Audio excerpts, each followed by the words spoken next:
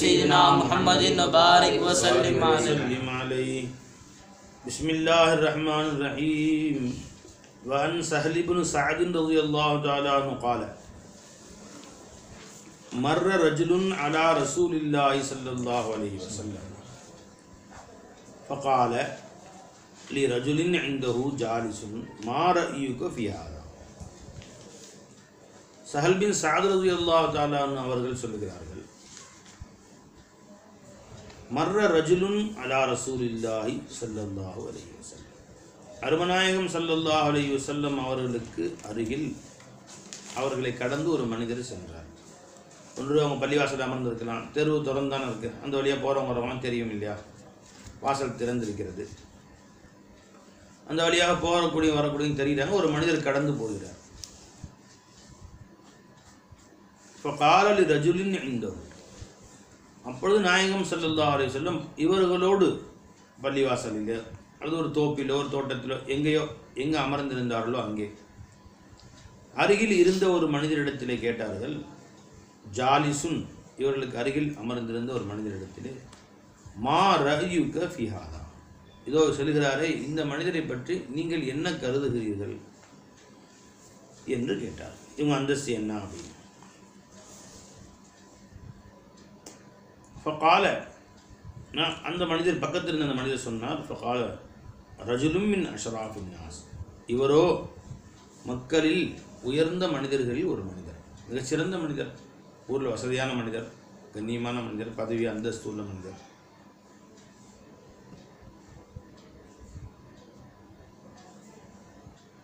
ரஜுலும் மின் அஷ்ராஃபின் நாஸ் ஹாதா, இவர் மனிதர்களிலிருந்தும் சிறந்த சிறப்பு சிறந்த மனிதர்கள் ஒருவராக இருக்கிறார். வல்லாஹி, அல்லாஹ் மீது ஆணையாக, ஹரியுன் அல்லது இந்த ரஜுலுன் இருக்குல்ல, அது போக்கப்பட்ட முத்தா ஹபரா வச்சுக்கலாம். ஹாதா ரஜுலுன் மின் அஷ்ராஃபின் நாசி, மக்களில் சிறந்த மனிதர்களில் இவர் ஒருவர். ஹாதா வல்லாஹி ஹரியுன், இந்த ஹாதாக்கு ஹபராக இந்த ஹரியுன் வச்சுக்கலாம், அப்படி வச்சுட்டாலும் சரி. அல்லது அந்த ஹாதா அந்த ரஜுலுக்கு ஹபர முப்தா முஅக்கராகவும் வைக்கலாம், ஹபர முகத்தமாகவும் வைக்கலாம். வல்லாஹி, அல்லாஹ் மீது ஆணையாக, ஹரியுன், ஹரியுன்னா லாயிகுன், தகுதியானவர். இன் ஹதப அன் யுன்கஹ, இவர் யாரிடத்திலும் திருமணம் பேசினால் திருமணம் முடித்து கொடுக்கப்படுவதற்கு பொருத்தமானவர். அப்படின்னா யார்கிட்டையும் போய் யார்கிட்ட பொண்ணு கேட்டாலும் கொடுக்க தயாராக இருக்கிறாங்க. இவருக்கு ஊரே அவரை மதிக்குது, கண்ணியப்படுத்துது. இவர் குடும்பத்தில் பொண்ணு கட்டுறத, தன் பொண்ணு இவர் குடும்பத்தில் வாழ்கிறத ரொம்ப சந்தோஷமாக நினைப்பார். இவர் தனக்கோ தனது பையனுக்கோ தனது பொண்ணுக்கோ யார்கிட்ட போய் மனம் முடிக்க கேட்டாலும் உடனே பொண்ணு கொடுத்துருவாங்க, உடனே மாப்பிள்ளை கொடுத்துருவாங்க.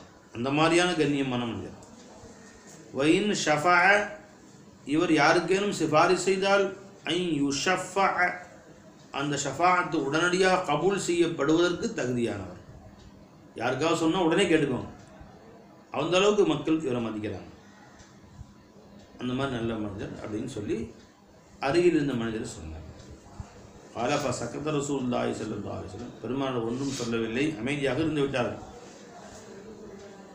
சும்ம மர்ர ரஜுலுன், அதன் பின்பு அங்கே இன்னொரு மனிதர் கடந்து போகிறார். இப்போ காரலஹு ரசூலுல்லாஹி ஸல்லல்லாஹு அலைஹி வஸல்லம், இப்போ கேட்டாங்க, மா ரஅயுக ஃபீ ஹாதா, இவர் போகிறாரேப்பா, இவரை பற்றி என்ன நினைக்கிறீங்க நீங்கள் என்று அங்கு இருந்த மனிதரிடத்தில் கேட்டார். இப்போ கால, அப்போ அருகில் இருந்த அந்த மனிதர் சொன்னார், யா ரசூலல்லாஹ், அல்லாஹ்வின் திருத்தூதரே, ஹாதா ரஜுலுன் மின் ஃபுகராயில் முஸ்லிமின், முஸ்லிம்களில் மிகவும் ஏழ்மையான மனிதர்களில் இவர் ஒருவர். ஹாதா ஹரியுன் இன் ஹதப அல்லா யுன்கஹ, இவர் திருமணம் பேசினால் யாரும் இவருக்கு திருமணம் முடித்து தர மாட்டார்களே, அதற்குத்தான் இவர் பொருத்தமானவர், இவர் தகுதியானவர். எதுக்கு? யாரும் இவர் போய் பொண்ணு கிட்ட தரமாட்டாங்க, இந்த ஏழைக்கா இந்த பிச்சைக்காரனுக்கா பொண்ணு கொடுப்பாங்க. வைன் ஷஃபா அல்லா யுஷஃபா, இவர் ஷஃபாஅத்து செய்தால் அந்த ஷஃபாஅத்து யாராலும் ஏற்றுக்கொள்ளப்படுவதற்கு தகுதியானவர் இவர் என்று நபிகள் நாயகம் ஸல்லல்லாஹு அலைஹி வஸல்லம் அவர்கள் சொன்னார். ஏழைக்கு தான் பொண்ணு தர மாட்டாங்க, அவர் பையனுக்கு பொண்ணு எடுக்க மாட்டாங்க, அவருடைய பொண்ணுக்கு தன் வீட்டு மாப்பிள்ளை எடுக்க மாட்டாங்க. வசதி இருக்கா, காசு இருக்கா, பணம் இருக்கா, ரூபாய். உடனே தீன் இருந்தாலும் பரவாயில்ல, அவருக்கு வந்து சாராயம் குடிக்கிறாரு அதுவும் பரவாயில்ல, ஏற்கனவே பல தொடர்பு அதுவும் பரவாயில்ல, என்னவா இருந்தாலும் பரவாயில்ல, காசு இருக்கா, வசதி இருக்கா, பணம் இருக்கா அப்படின்னா நான் பொண்ணு தர தயாராக இருக்கிறேன் என்று இந்து மக்களுடைய சூழ்நிலை. அஞ்சவை ஒரு ஊரில் பயானுக்கு கூப்பிட்டாங்க.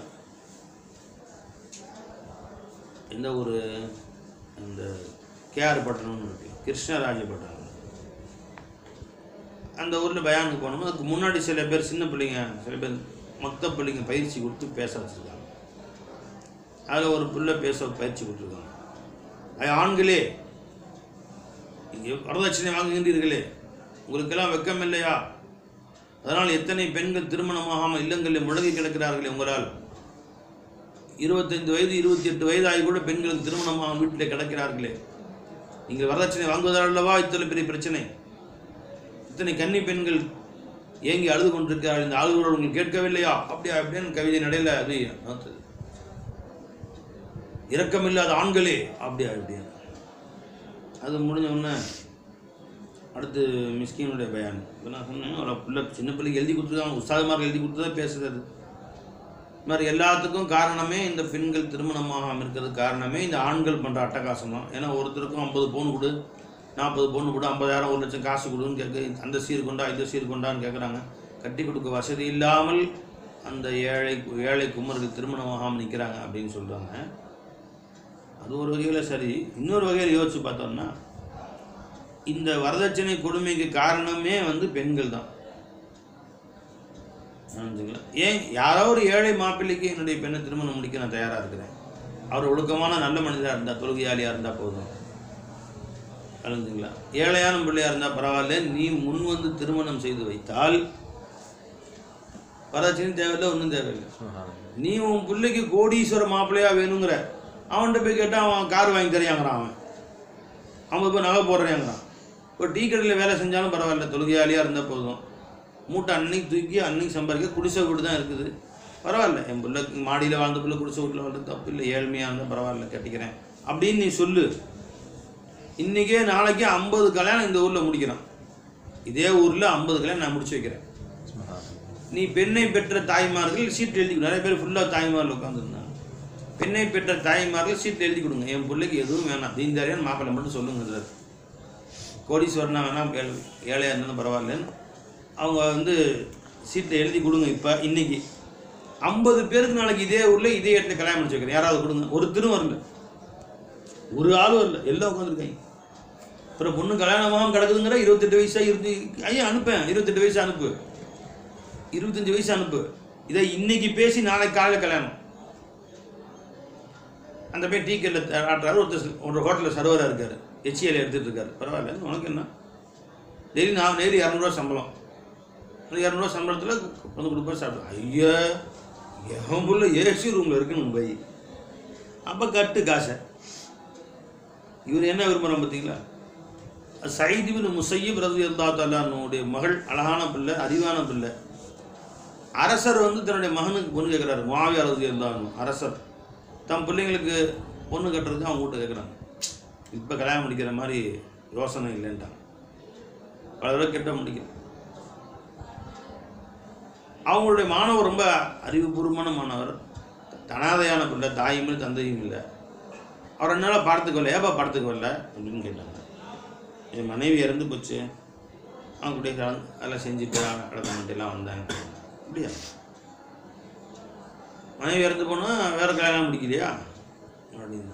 எனக்கு யாருங்க இப்போ இந்த பொண்ணு கிடச்சதே பெருசு எனக்கு, அதுவும் பிடிச்சேன். ஆனால் அதை காசு பணம் வசதி இல்லை, ஒன்றும் இல்லை, எங்கிட்ட கொடுத்துருக்கு சட்டத்தால் ஒன்றும் இல்லை, ஒரு குடிசை விடு, அதை தங்கிக்கிட்டு இருக்கிறேன். அதுவும் ஓலை குடிசையெல்லாம், ஓலையெல்லாம் பிஞ்சு கிடக்குது, எனக்கு யார் பொண்ணு கொடுப்பா? சரி, நான் யாராவது ஒரு பொண்ணு ஒன்று கட்டி வச்சேன்னு ஒத்துக்கிறேன். அல்லாஹ் எஜமான, நீங்கள் வந்து எனக்கு மோசமான பொண்ணை கட்டிக்க போகிறீங்க. நான் வக்கீலாக இருந்து யாரை கல்யாணம் முடிச்சு கொடுத்தாலும் ஏற்றுக்குவீங்களா அப்படின்னு. சந்தோஷமாக ஏற்றுக்குவேன் எஜமானே அப்படின்னாங்க. மாணவர் உடனே சொன்னாங்க, அப்படியா இருந்தால் சயீத் இப்னு முஸய்யிப் ஆகிய நான் எனது மகளை உங்களுக்கு நான் திருமணம் செய்து வைக்கிறேன் என்று. அவர் அப்படியே அதிர்ச்சி ஆயிடுச்சு. ஏன்னா அவருக்கு தெரியும், ராஜா பொண்ணு கேட்டு பெரிய பெரிய பிரபுக்கள் கோடீஸ்வரங்க மந்திரி லெவலில் பெரிய லெவல்லாம் போது யாருக்குமே பொண்ணு தர மாட்டேன்ட்டாங்க. அவருக்கு அதிர்ச்சியாக போச்சு. சொல்லுங்கள் பாய், திரும்ப நான் ஏற்றுக்கிட்டேன் அப்படின்றார். முடிஞ்சா இவங்களே ஒரு வண்டியில் ஏற்றி கொண்டு வீட்டில் விட்டேன். யாரும் பெருசாக ஒன்றும் டாம்பிகமும் எதுவும் இல்லை. கொண்டு போய் வீட்டில் விட்டு வந்துட்டாங்க. அவர் வீட்டில் அவர் கல்வியில் இருக்கிற ஈமான், அல்லாவுடைய இஷ்டு, இறை காதல், அதை நான் பார்க்குறேன். அல்லாஹ்வுடைய காதல் இருக்கு அவர்கிட்ட, அதுதான் பார்க்குறேன்டா. அப்போ செல்வ செழிப்பு வேண்டாம் என்று சொன்னார். ஹதிஜா நாயகம் கல்யாணம் முடிச்சாங்களே ரசூல் ஸல்லல்லாஹு அலைஹி வஸல்லம் அவர்களை. என்ன போய் அப்போ ரசூல் ஸல்லல்லாஹு பின்னாடி பெரிய நபி ஆவாங்க, நம்ம ஃபேமஸ் ஆயிரும். கியாமத் வரைக்கும் நம்ம பேரை யாரும் கேட்டாங்கன்னா ஹதிஜா ரலியல்லாஹு அன்ஹா அப்படின்னு சொல்லுவாங்க. ஐயா ஆஹா, இப்படியாப்பட்ட ஒரு நபி நம்ம கிடைக்கிறாங்க, நாம் அந்த மாதிரி சான்ஸ் வரும். அப்படியே என்ன இருந்துச்சா உங்களுக்கு? என்ன இருந்துச்சா? நபினே தெரியாதே பை, அவங்களுக்கும் தெரியாது. அரமநாயகம் ஸல்லல்லாஹு அலைஹி வஸல்லம் அவர்கள் பாத்தில்ல அவங்க ஆதம் அலைஹிஸ்ஸலாம் காலையில் நபியாக இருந்தாங்க. ஆனால் 25 வயசில் லா தத்ரி மல் கிதாபு மல் ஈமான் அல்லாஹ் சொல்ல பார்த்து ஸாஹிரன். அது ஒரு ஷான். இந்த ஷானில் அல்லாஹ் அப்படி ஷான் தஷ்பீ தன்சீம் இருக்குது. அது மாதிரி ரசூலுல்லாஹ் ஷானே பாத்தினி ஷானே ஸாஹிரி இருந்துச்சு. புரிஞ்சுங்களா? அதனால் அந்த நீங்கள் அல்லாஹ்வுடைய எது கிதாப் என்றும் எது ஈமான் என்றும் அறியாத ஒரு காலம் இருந்தது அல்லவா? இப்போ ரசூல் ஸல்லல்லாஹு அலைஹி வஸல்லம் அவர்களுக்கும் அந்த ஷானே ஸாஹிரியில் தான் நபியாக வரப்போகிறோம் அப்படின்னு தெரியாது. 25 வயசில் அனாதை, தாயும் இல்லை, தந்தையும் இல்லை, வீடும் இல்லை, வாசலும் இல்லை, சொந்த வீடும் கிடையாது. இன்னொருத்தவங்க வீட்டில் சின்னத்தா வீட்டில் சோறு தின்ட்டுருக்குறாங்க. எதுவுமே இல்லை, அனாதை. தெரியும் ஹஜாராயன் கோடீஸ்வரன், அவங்க தரா முடிக்கிறேன் அப்படின்னு சொன்னால் போதும், எல்லாம் க்யூவில் நிற்பாங்க. பணக்காரலாம் சட்டி தூக்கிட்டு. கோடீஸ்வரன்லாம் இவர் ஒழுக்கமான மனிதர், நல்ல மனிதராக இருக்கிறார், பொய் சொல்லாத மனிதராக இருக்கிறார், அமீனாக இருக்கிறார், சாதிக்காக இருக்கிறார் அப்படின்னு கேட்டு விட்டாங்க. அவன் அம்மா வந்து சேர்ந்து சம்மதிச்சுக்கிட்டாங்க, கல்யாணம் முடிச்சு கொடுத்துட்டாங்க. இப்போ பணம் காசுக்கு முக்கியத்துவம் கொடுக்காது, ஒழுக்கத்துக்கு, அதபுக்கு, தீனுக்கு முக்கியத்துவம் கொடுத்தால் அல்லாஹ் ஜல்ல ஷானு தஆலா நிச்சயமாக வாழ்க்கையை சந்தோஷமாக்கி வைப்பான். ஏன் பொண்ணுங்களை வச்சுக்கிட்டு உட்காந்துருக்குற? ஏழையான பொண்ணாப்பிள்ளை பார்த்தா அல்லாஹ் காசு பணம் வரும் போகும். இன்றைக்கி ஏழையாக இருப்பான், நாளைக்கு பணக்காரனாக இருப்பான். நாளைக்கு பணக்காரனாக இருந்தால் இன்றைக்கி ஏழையாக போயிடுவான்.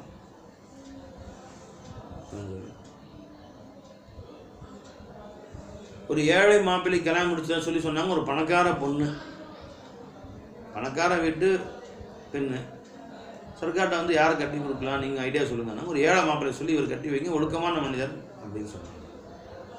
அவன் மஷாரா வீட்டில் பண்ணிட்டு வந்து கேட்கக்கூடாது சர்க்கார்ட்ட. கேட்டால் ஒருத்துக்கு நம்மளை பைசனா இருக்குதுன்னு கேட்டாங்க. அது ஒத்துக்க முடியாது, நாங்கள் பணக்காரனா கட்டி வைப்போன்றாங்க. வச்சுக்க, நீங்களே வச்சுக்க. நீ எப்படின்ட்டு கேட்டீங்க? நீங்கள் கேட்டுக்கூட நீயே கட்டி வச்சுருக்கணும். போயிட்டாங்க. இந்த ஏழை மாப்பிள்ளைக்கு அல்லாஹ் தஆலா ஒரு ஏழையான பொண்ணை கொடுத்தா கல்யாணம் முடிச்சுக்கிட்டார். அவர்களுக்கு ஒரு பணக்கார பொண்ணுக்கு பணக்கார மாப்பிள்ளையாக பார்த்து கல்யாணம் முடிச்சுட்டாங்களா? ஆனால் பணக்கார மாப்பிள்ளை இருக்காரு, குடிகார பையன்,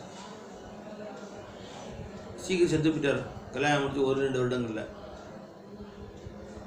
வறுமைக்கு வந்துட்டாங்க அவங்க. இவர் அல்லாஹ் தஆலா செல்வம் கொடுத்த சம்பாரிச்சார், வெளிநாடு பணம் வந்தார். அப்புறம் இவர் பெரிய சரியான கோடீஸ்வரன் ஆகிட்டார். இது ஏழை மாப்பிள்ளை ஏழை பொண்ணும் கோடீஸ்வரன் ஆகிட்டாங்க. அவங்க கஷ்டப்படுறாங்க கடைசி வரைக்கும். கண்ணாலாம் பார்த்தோம். நம்ம சர்க்காரின்னு கேட்டாங்க. கேட்கக்கூடாது. நீங்கள் குஃபு பார்க்குறதுன்னு ஒன்று இருக்குது இஸ்லாத்தில். வசதிக்கு தகுந்த மாதிரி மாப்பிள்ளை பார்க்கணும், கல்விக்கு தகுந்த மாதிரி கல்வி இருக்கணும். ஆலிமானுக்கு ஆலிமா இருந்தால் நல்லது, அந்த மாதிரி ஒன்று இருக்குது. புரிஞ்சுங்களா? அது உண்மைதான். அது திருமணமாக அதுக்கு 28 வயசு 29 வயசு உட்காந்துருக்கு. எத்தனையோ பெண்கள் தற்கொலை செய்து கொள்கிறார்கள், எத்தனையோ கிணறுகள் பெண்களால் நிரம்புகள். இன்னமும் சொல்கிறாங்க, கவிதைகள்லாம் படிக்கிறாங்க. ஏன் அப்படி இருக்கும்போது அங்கே என்ன குஃபு? தீன் இருந்தால் குஃபு. பெருமானார் ஸல்லல்லாஹு அலைஹி வஸல்லம் அவர்கள் நினைஞ்சுங்களா குஃபு பார்த்து திருமணம் முடிச்சு வச்சாங்க. பெருமானார் ஃபாத்திமா ரலியல்லாஹு எத்தனையோ கோடீஸ்வரர்கள் திருமணம் முடிக்க நின்றுருந்தாங்க. ஸல்லல்லாஹு அலைஹி வஸல்லம் அலி முடிச்சு வச்சாங்க. இல்லை இந்த அந்த அப்படிலாம் பார்க்கவே இல்லையே. அலி ஒன்றுமே இல்லை, முடிச்சு வச்சாங்க ஸல்லல்லாஹு அலைஹி வஸல்லம் அவர்கள். எத்தனையோ கோடீஸ்வரர்களும் வந்து நிற்கிறாங்க, நான் கட்டிக்கிறேன் நிற்கிறாங்க. ஃபாத்திமா நாயத்தை ஏன் கட்டி வச்சாங்க ஸல்லல்லாஹு அலைஹி வஸல்லம்? அந்த மாதிரி தீன்தாரியாக இருக்கிறார், நல்ல ஒழுக்கமிக்கவராக இருக்கிறார். நான் திருமணம் முடிச்சு தரேன்னு சொல்லிட்டா ஏன்பா வரதட்சணை கொடுக்கணும்? வரதட்சணை ஏன் பற்றி பேசுகிறீங்க? உனக்கு அந்தஸ்து அந்த மாதிரி வேணும், காசு செலவு பண்ணு. அப்படி தான் நடக்கும் அது. அப்போது இவர் திருமணம் கேட்டால் இன்றைக்கி பெரிய பணக்காரனாக இருந்தால் உடனே அவருக்கோ அவர் பொண்ணுக்கோ கேட்டால் தருவதற்கு தயாராக இருக்கிறாரு. அப்படிப்பட்ட உயர்ந்த வம்சத்தில் உள்ளவர் அந்த மனிதர் என்று நாயகம் ஸல்லல்லாஹு அலைஹி வஸல்லம் இடத்திலே அறிமுகம் செய்து வைக்கப்பட்டார். இவர் போய் கேட்டால், இந்த ஏழை போய் கேட்டால் யாரும் திருமணம் முடிச்சு தர மாட்டாங்க. இவர் போய் யாருக்கும் சிபாரிசு பண்ண அதை கேட்டுக்க மாட்டாங்க. ஓடா அப்படின்ட்டு துரத்தி விட்டுருவாங்க. அவர் சிபாரிசு ஏற்றுக்கொள்ள மாட்டார். வயின் கால லா யுஸ்மா, ஏதோ ஒரு விஷயத்தில் ஒரு சபையில் இவர் கருத்துக்கள் சொன்னால் அந்த கருத்து கேட்டுக்கொள்ளப்படவும் மாட்டார். போ சும்மா இரு, உன்னை யாரை கேட்டா இப்போ லா யுஸ்மா லி கௌலிஹி, அவருடைய சொல்லை கேட்டுக்கொள்ளப்படவும் மாட்டாது என்று இந்த ஏழை மனிதரை பற்றி சொன்னார்கள் சபையில் இருந்த மனிதர்கள்.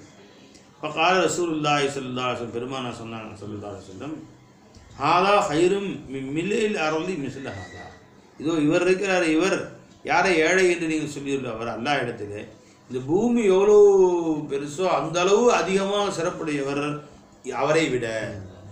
அவரை விட இந்த பூமி பெருசுக்கு சிறப்பு அதிகமாக உடையவர் அல்லாஹ் இடத்துல.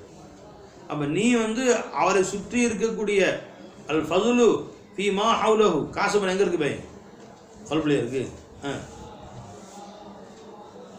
ஃபி ஹவுலு, அவரை சுற்றி ஒரு ஜோப்பில் இருக்கும், அல்லது பேங்கில் இருக்கும், அல்லது வீட்டில் இருக்கும். ஏன் பை மா ஹவுலு, அவரை சுற்றி இருக்குது. இதை வச்சு அவருக்கு சிறப்புங்கிற அல்லாஹ், அவருக்கு என்ன சிறப்போ அதை வச்சு தான் அல்லாட்ட சிறப்பு.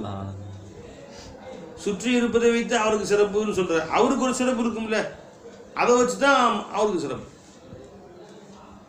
எனவே ஒரு தங்க பேழையில் கொண்டு போய் ஒருத்தன் வரட்டின்னு சொல்லுவான், சாணி உருண்டையை வச்சுட்டான். என்ன சாணி உருண்டையே, அது மதிப்பே என்ன?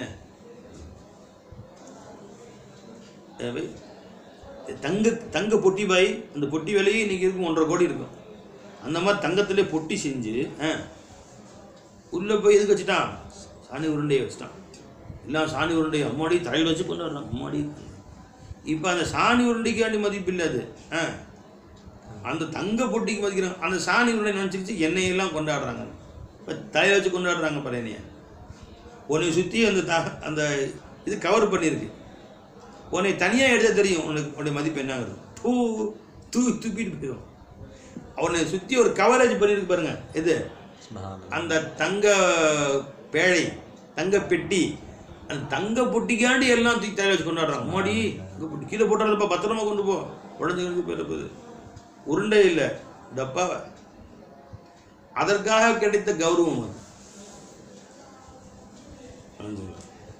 அப்போ எல்லாம் தங்க பொட்டி பார்க்குறோம். அது என்ன உருண்டையாக இருப்பா, அதை பற்றி நமக்கு என்னங்க பேச்சு? சாணி உருண்டையாக இருந்துட்டு போட்டோம், களிமண் உருண்டையாக இருந்துட்டு போட்டோம். ஒரு பழைய மர சட்டி, பழைய இந்த மண் சட்டி 50 ரூபாய்க்கு கிடைக்குது. அதில் பழைய வீணாக போன சின்ன பழைய மண் சட்டி 5 ரூபாய்க்கு தூரம் ஆக மாட்டாங்க. கருப்பாக போய் கிடக்கிறது. அதுக்குள்ளார ஒருத்தர் தங்க உருண்டையை வச்சுட்டான். எப்படி ஒரு 4 கிலோ இருக்கும். 1 கிலோ தங்க உருண்டை, 1 கிலோ எவ்வளோப்பா தங்கம்? இப்போ கணக்கு பண்ணு பை. கிராம் 3000 ரூபா. 1 கிராம் 3000 ரூபாய் எவ்வளோப்பாங்க? 1 கிராம் 3000 ரூபான்னா 1000 கிராம் எவ்வளோச்சு? 30 லட்சமா? 30 லட்சம். ஒரு கிலோ 4 கிலோ எவ்வளோச்சு? 1,20,00,000 ரூபாய் மதிப்புள்ள தங்க உருண்டை. இதை எதில் வச்சுருக்கான்? மண் சட்டியில் வச்சுருக்கான். மண் சட்டியில். இப்போ வெளியிருந்து பார்க்குறாங்க, நினைப்பான் உள்ள தங்க உருண்டை தெரியாத மனிதர்கள் எதை நினைப்பார்கள்? இதெல்லாம் ஒரு சட்டியை கொண்டு வாசலில் வைக்க, வீட்டில் உள்ளே வைக்கிறிய, தூக்கி எறியத. தங்க பொட்டி, தங்க பொட்டி, அது உள்ள வை, இதை தூக்கி வெளியே போடு அப்படி. ஏன் அவன் உள்ளதை பார்க்கல? அல்லாஹ் ரசூலும் எது இருக்குதோ அதை பார்க்குறாங்க. தங்கத்தை மதி, சாணி உருண்டை தூக்கி போடு. அப்போ ஒரு மனுஷன் ஃபீனப்சிஹி என்ன இருக்கிறானோ அதுதான் மதிப்பு. நாம் அவனை சுற்றி உள்ளதை வச்சு அவனை கணக்கு போடுறோம். அவனை சுற்றி காசு இருக்குது, பணம் இருக்குது, ஆட்கள் இருக்கிறாங்க, வீடு இருக்குது, பங்களா இருக்குது, ஆகவே அவனுக்கு மதிப்பு நம்ம இடத்துல. அல்லாஹ் இடத்துல அவனை சுற்றி என்ன கோடீஸ்வரனா நிற்கிட்டான், அவன் சுற்றி பெரும் படைகள் நிற்கிட்டான். அவன் என்ன செய்கிறான்? அவன் தக்வா உடையவனா, தீன்தாரியா, அவன் ஃபீனோசியாக அல்லாட்ட மதிப்பு இல்லவனா, அல்லாவோட அன்பை பெற்றவனா, அல்லாஹ் மதித்து நடக்கிறவனா, கல்வி எப்படி இருக்கு பார்க்குறாங்க. ஒன்றுத்துக்கு நாயகரை தூக்கி போட்டுட்டான். ஏன் அந்த சுற்றி உள்ள படைகள் இருக்கே, இன்னைக்கு இருக்கும் நாளைக்கு போயிடும், காசு மாறும் வரும், அந்த தக்வா தான் நிலைத்திருக்கும்.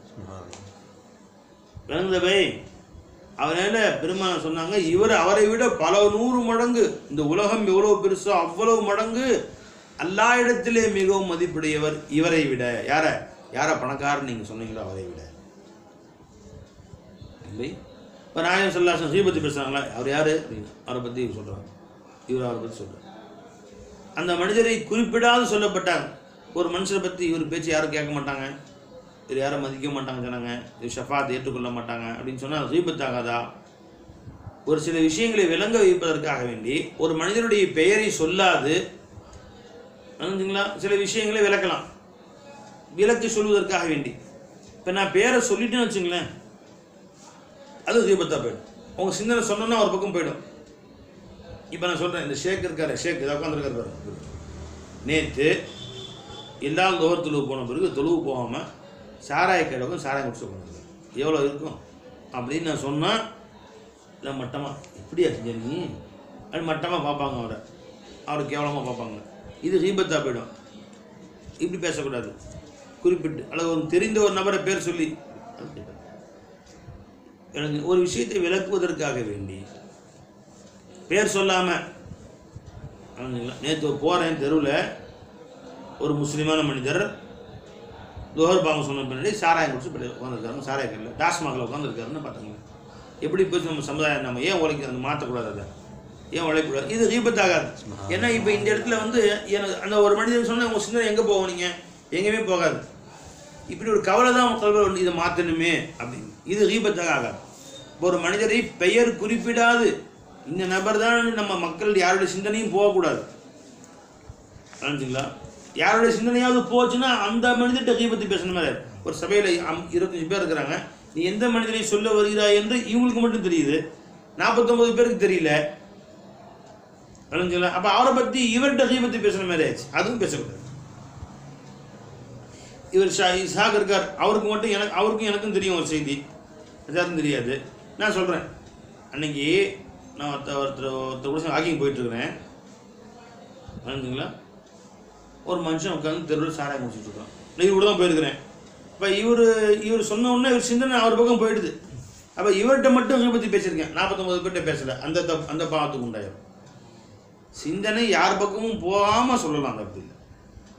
இப்போ ஒரு ரஜுலுன்னு ஒரு மனிதர் அப்படிங்கிறாங்க, ஒரு விஷயத்தை விளக்குவதற்காக வேண்டிய நாயகம் ஸல்லல்லாஹு அலைஹி வஸல்லம் அவர்கள் அவரை பற்றி ஒரு செய்தியை சொல்லுகிறார்கள்.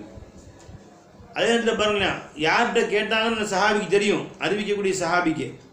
இந்த சஹாபி சஹல் இப்னு சஅத் ரலியல்லாஹு அறிவிக்கிறாங்க, அவருக்கு தெரியும் பெருமாள் பக்கத்தில் உமர் நாயகமோ, அபூபக்கர் நாயகமோ, உஸ்மான் கனியோ, அலி நாயகமோ, அபூ ஹுரைரா ரலியல்லாஹு, அபூ கிஃபாரி ரலியல்லாஹு, யாரோ ஒருத்தர் உட்காந்துருப்பாங்க.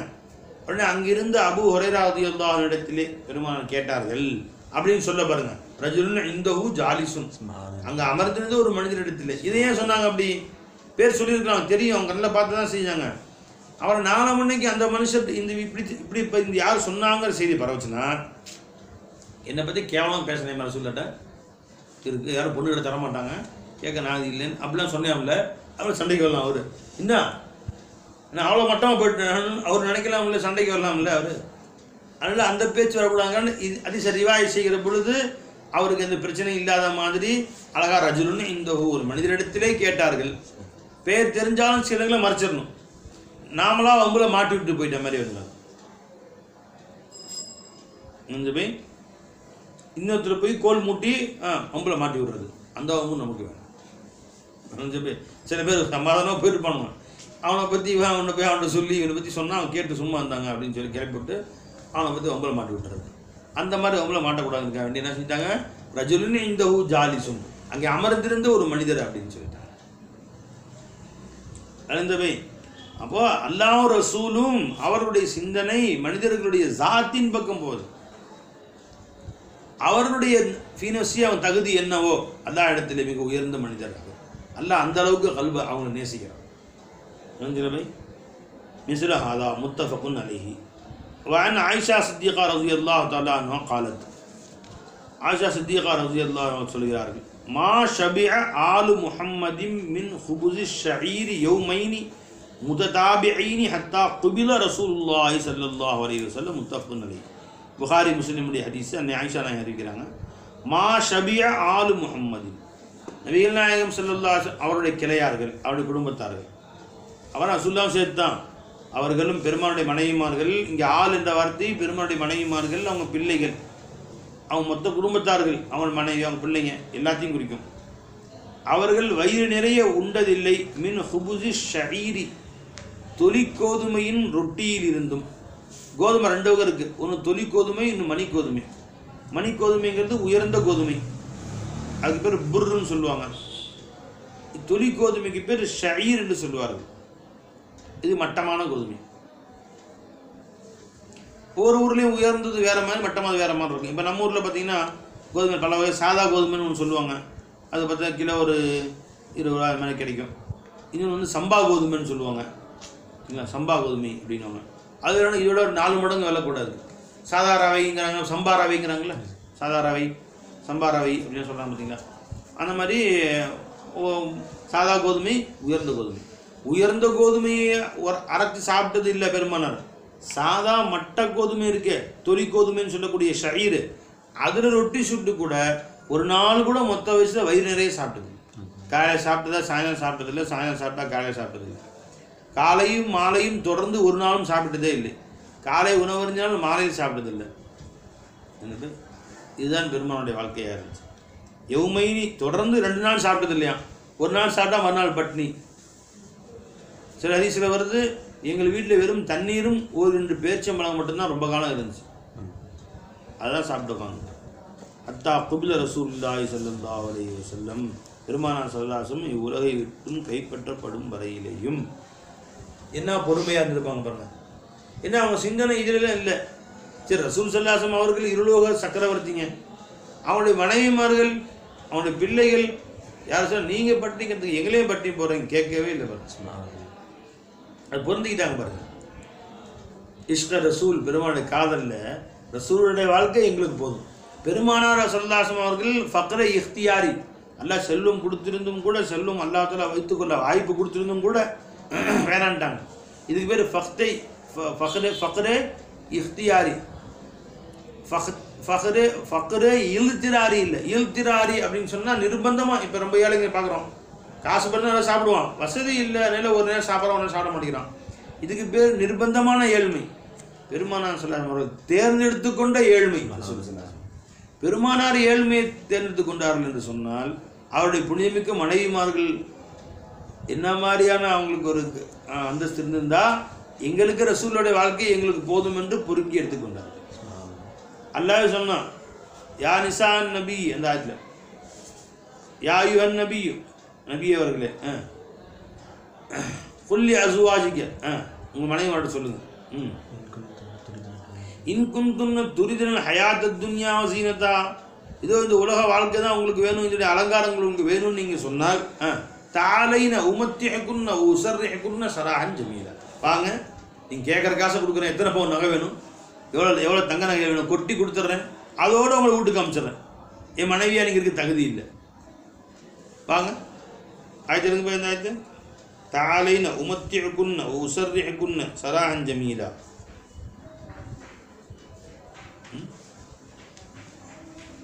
யா அய்யுஹன் நபி, நபி அவர்களே, குல்லி அஸ்வாஜிக, உங்கள் அருமை துணைவிமாரிடம் சொல்லுங்கள், இன்குந்துன்ன துரிதினல் ஹயாத்த துன்யா வசீனதா, இந்த உலகத்துடைய வாழ்க்கை செல்வங்கள் தான் வேண்டும், இந்த அலங்காரங்கள் தான் உங்களுக்கு வேண்டும் என்றிருந்தால், தாலைன வாருங்கள், உமத்தியக்குன்ன உங்களுக்கு தேவையான காசு பணங்களை நான் கொடுக்கிறேன், சர்ரிஹக்குன்ன சராஹன் ஜமீலா, உங்களை அழகிய முறையில் வீட்டுக்கு அமைச்சிட்றேன், சந்தோஷமாக போய் வாழுங்க.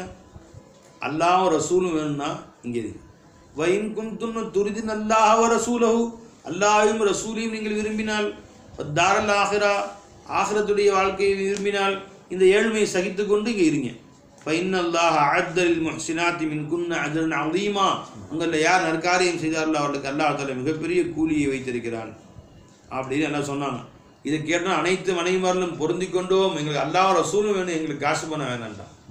இப்போ நாம் போய் நம்ம மனைவி சொன்னோம், காசு பணம் வேணுமா, ஒரு 500 கோடி, ஒரு 5 லட்சம் உனக்கு கொடுத்துட்றேன், இன்றைக்கே வீட்டுக்கு கொண்டு போய் விட்டுறேன். முதல்ல புண்ணியமாக போகணும், நல்ல பேர் அந்த காரியத்தை உடனே செய்வாயாக,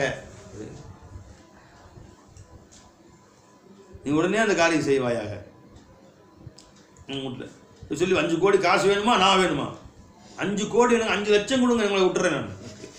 ஏன்னா 5 கோடியில் பெரிய வார்த்தை பேசுகிறீங்க, எப்படியாச்சும் பாருங்க. இன்னைக்கு ஏழ்மை சகித்து கொள்கிறாயா இல்லை நான் வேணுமா அப்படின்னு கேட்டு பாருங்க.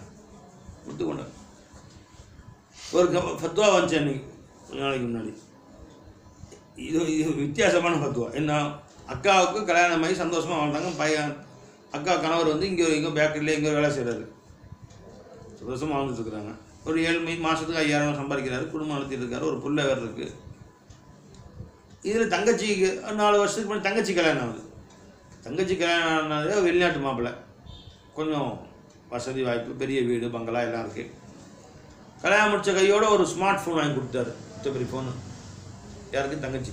உடனே அக்கா கரை முகம் அப்படி கீழே இருக்கு, பேசுகிறதே இல்லை புருஷன். என்ன, என் தங்கச்சிக்காரிக்கு மட்டும் அவங்க பெரிய ஃபோன் வாங்கி கொடுத்துருக்குறான், இது வரைக்கும் எனக்கு ஃபோன் கிடையாது. சரி உனக்கு ஃபோன் வாங்கி, அந்த மாதிரியே வேணும், இந்த மாதிரி கண்ணாடி போட்டு டச் ஃபோன்.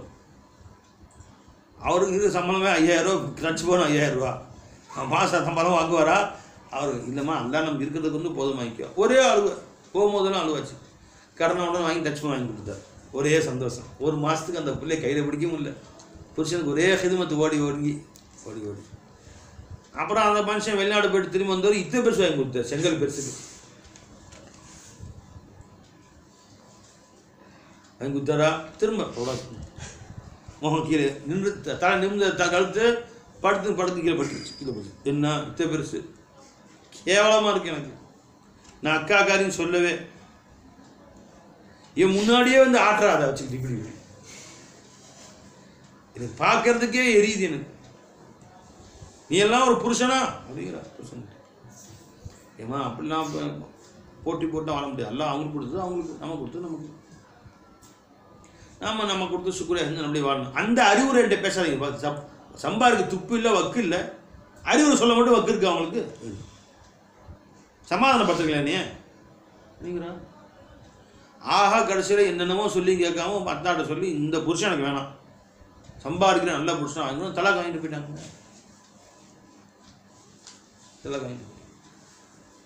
தலாக்கு தரமாட்டேன்னு சொன்னோன்னே ஏதோ ஒரு பள்ளிவாசலில் போய் குலா மாதிரி எழுதி வாங்கிட்டு போயிட்டாங்க. அந்த குலா அனுஷ்டிக்கிட்டு வராது இவர் இங்கே, இது செல்லுமா அப்படின்னு சொல்கிறார். ஒருத்தர் சொல்கிறார் கால் உடஞ்சி போச்சு முட்டி, இங்கே வந்து ஆப்ரேஷன் பண்ணி ஓரளவு நடக்கிறாரு. திரும்ப கப்பல் ஏறுங்குது, வெளிநாட்டுக்கு போங்க சம்பாதிக்க போங்கங்குது. ஐயோ இங்கே ரெஸ்ட் எடுத்துக்கிறேன், என்னால் அங்கே போய் நின்று வேலை செய்ய முடியல, ஹோட்டல் வேலை என்னால் கஷ்டப்பட முடியல. இங்கே வேலை என்ன கொடுப்பாங்க உங்களுக்கு? 10,000 சம்பாதிக்க முடியாது இங்கே வேலை செஞ்சால். அங்கே மாதம் 35,000 40,000 மாதமானால் இங்கே டிராஃப்ட் வருது இங்கே வீட்டுக்கு. முடியுமா அது? என்ன தெரியுமா? போங்க அப்படின்னு சொல்லி அழுது ஆர்ப்பாட்டம் பண்ணி புருஷனை கப்பல் ஏற்றிட்டு. புருஷன் வேணாம், எனக்கு காசு தான் வேணும். இது எப்படி இருக்கு? புருஷன் வேணாம். இன்னைக்கு நடக்க நடைமுறை சொல்கிறேன். அவர் கண்ணீர் வடிக்கிறார். கடைசியாக அழுது பார்த்துட்டு அவரால் அங்கே முடியல, அவரால் செத்து போயிடுற மாதிரி இருந்து இங்கே வந்துட்டார். வந்து இவங்க மூஞ்சியிலே முழிக்காமல் தான் சொந்தக்காரன் முடிக்க வந்துட்டார். ஒரு கொண்டாட்டி வீடே வேணும், எல்லா காசையும் வாங்கி முடிச்சுட்டு இப்போ சோறு போகிறது கடைசியில் அக்கா தங்கச்சிங்க சோறு போடுறதுங்க சொல்லுங்க. இன்னொரு மனிதர் தன் பிள்ளைங்களை வாழ்நாள்லாம் பொண்டாட்டி பிள்ளைங்களை கவனிச்சார். பொண்டாட்டி உடம்பு சரியில்லை இருக்கோ இல்லை பிள்ளைங்க உடம்பு சரியில்லை இருக்கோ, காசு நிறையா தேவைப்படுச்சு, கையில் இல்லை. சரி விஆர்எஸ் கொடுத்துட்டார். இன்னும் பணி 5 வருஷம் இருக்குதுன்னு வச்சுங்களேன், 4 வருஷம் இருக்குது இந்த வேலைக்கு, கவர்மெண்ட் வேலையில். விஆர்எஸ்னால் விருப்ப ஓய்வு, நானே ஓய்வு பெற்றுக்கிறேன்னு சொன்னால் காசு கொடுப்பான், 5 லட்சம் அந்த மாதிரி காசு கொடுப்பாங்க. ஆனால் பென்ஷனில் எல்லாம் கொடுக்க மாட்டாங்க போல தெரியுது. அதை கொடுத்துட்டாரு. உடனே காசு கையில் கொடுத்தாங்க. அதை வச்சு எனக்கு ஜாம்னு கல்யாணம் முடிச்சு ஆப்ரேஷன் எல்லாம் பண்ணால் எல்லாத்தையும் பண்ணி முடிச்சிட்டாரு. இப்போ ஒரு பைசாக்கு நாயை சொல்லி இது வரைக்கும் அவர் கொண்டாடிய குடும்பம் அவருடைய புள்ள குட்டி பொம்பளை புள்ள ஆம்பளை புள்ள கொஞ்சாதி கவனிக்க மாட்டான், வெளியே போ துரத்துறாங்க. அவர் முசாபர் மாரி போய் ஒரு இடத்துல போய் சாப்பாடு வாங்கி சாப்பிட்றோம், அந்த அளவுக்கு ஆக்கி விட்டாங்க. இங்கேயும் வந்தார் கடைசி ஒரு நாள். என்ன செய்ய முடியும்? இந்த மாதிரி பல பேரை பார்த்தாச்சு. அப்போ காசு வேண்டாம், எங்களுக்கு பணம் காசு பணம் வேண்டும், புருஷன் கூட புருஷங்களுக்கு முக்கியத்துவம் அல்ல என்று நடக்கக்கூடிய காலத்தில் அருமநாயகம் ஸல்லல்லாஹு அலைஹி வஸல்லம் துணைவிமார்கள் எத்தனை கோடி வேணும், எவ்வளோ வேணும் வாங்கிக்கோ, அல்லாஹ் ரசூலை விட்டுரு, எனக்கு அல்லாஹ் ரசூல் தான் பேசுவாங்க. அவர்களும் அந்த ஃபக்ரை இஃப்தியாரியாக மகிழ்ச்சியாக பொருந்திக்கிட்டாங்க பாருங்க. அதனால தான் அல்லாஹும்ம ஸல்லி அலா சய்யிதினா முஹம்மதின் வ அலா ஆலி சய்யிதினா முஹம்மதின், பெருமாள் குடும்பத்தார்களுக்கு நீ ஸலவாத் சொல்லியா. அந்த முஹப்பத் இன்னைக்கு யாராவது பார்க்க முடியுமா? எங்கேயா துனியாவில் காதில் பார்க்க முடியுமா? யாரை சொல்ல எங்க நீங்கள் அல்லாட்ட போயிட்டால் யார் முதல்ல வருவான்? யாரை சொல்லா எல்லாரும் ஆசையாக கேட்டாங்க. உங்களுக்கு யாருக்கு கை பெருசோ அவங்க தான் முதல்ல வருவீங்க. அப்படியா? என்ன ஆசை வரும்?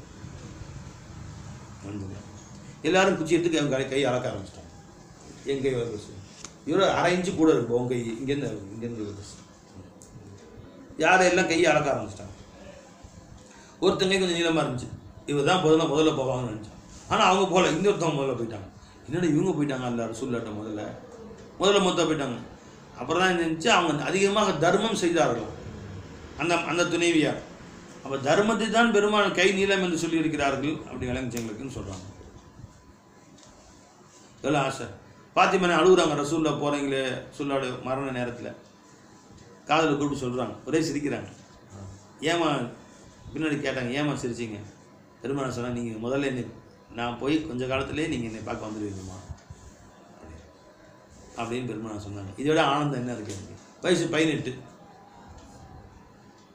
யாருக்குங்க? பாத்திமா நாயுடு 18 இருக்கிறாங்க சார். அவங்க சுமார் வந்து 10 20 22 வயசு தான். பெருமாள் வஃபாத் ஆகும்போது அவங்க அவ்வளோ வயசு தான். 18 20 22 வயசு குழந்தை. அந்த வயசில் இப்போ நம்ம பிள்ளைகளுக்கு சொல்லி பாரு, அத்தா உடம்பு சரியில்லாமல் இருக்காரு, பிள்ளைக்கு 28 வயசு, பிள்ளைக்கு 20 வயசு, பொம்பளை பிள்ளைக்கு ஆம்பளை பிள்ளைக்கு யாரோ இந்த மாதிரி நான் போகிறேன், நான் போய் 6 மாதத்தில் அடுத்து நீ வந்து பார்க்குவேன். ஏன்டா? ஏயா இது முகப்பத்தா இது பேர்? இது நல்லா இருக்குது, பிடிக்கலையாக்கும். நீ போய் சேரு, கட்ட காடு வாங்குது, போய் சேர. நானும் எங்கேயா வரணும் முன்னாடி? இந்த பொண்ணாடி சொல்லி பாரு, உண்மையில எனக்கு பிரியமாக இருக்குது, நான் போயிட்டா உடனே அவங்க கூட்டிக்கிறேன். வந்து கூட்டிக்கிறியா? நான் போனால் வந்து சீக்கிரத்தில் நீயே வந்து நீ சேர்ந்துருவேன், ஒரு கட்சியில் போவேன். நீ போய் சேர்த்து போ, சேரு. நான் ஏன் வரணும்? ஒத்துக்கோவா? இன்னைக்கு போட்டி போடுவோம், சீக்கிரம் போய் சேரணும். வந்து இதுக்கு பேர் முகப்பத்தா, இதுக்கு பேர் இது முகப்பத்தாங்க.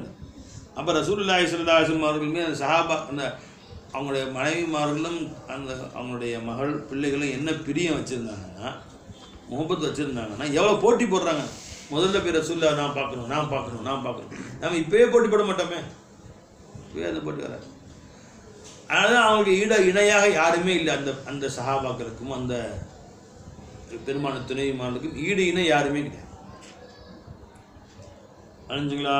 சரி. அப்போ பெருமானார் ஸல்லல்லாஹு குடும்பத்தார்கள் ஒரு நாள் கூட, 2 நாள், ஒரு தடவை கூட 2 நாட்கள் தொடர்படியாக உணவு அருந்தியதில்லை. காய்ந்த ரொட்டியை, மட்ட கோதுமையில் செய்த ரொட்டியை கூட அருந்தியதில்லை. அத்தா குபில ரசூலுல்லாஹி ஸல்லல்லாஹு அலைஹி வஸல்லம், பெருமானார் உலகை விட்டு பிரியும் வரையிலேயும். புகாரி முஸ்லிம் ஹதீஸ். நம்ம வயிறு நிறைய தின்றோம், திண்டு தொப்பையாகி டைஜின் மதம் திங்கிறான். இன்றைக்கி இந்தியாவிலே அதிகமாக விற்கிற மாத்திரம் டைஜின் தானா. ஜெருசல் டைஜின் மாத்திரம் அந்த டானிக் இருக்குது, அதுவும் ஜாஸ்தி விற்கிதான் மெடிசன்லேயே. ஃபஸ்ட்டில் அதான் இருக்குது. ஏன்னா திண்டு செரிமானமாக முடிக்கணும், ஏப்பம் வருது, அவ்வளோ திங்கிறான். அல்லாதான் நம்ம அனைவரையும் பாதுகாக்கும். அனைவங்களுமே இத்தனையும் திண்டுக்கிட்டு அல்லா மேலே குறை சொல்ல, என்ன அல்லா கொடுத்தான் எனக்கு, என்ன நான் பெருசாக சாதிச்சுட்டேன், இன்னும் கஷ்டப்படுறேன் அப்படின்னு. ஒன்றுமே இல்லாமல் அந்த வாழ்க்கை என்ன மகிழ்ச்சியாக சந்தோஷமாக அல்லாஹ்வின் திருப்தியோடு வாழ்ந்தார்கள். அது என்ன வாழ்க்கை, நம்ம என்ன வாழ்க்கை ஒப்பிட்டு பார்க்கணும். போயிட்டோம்.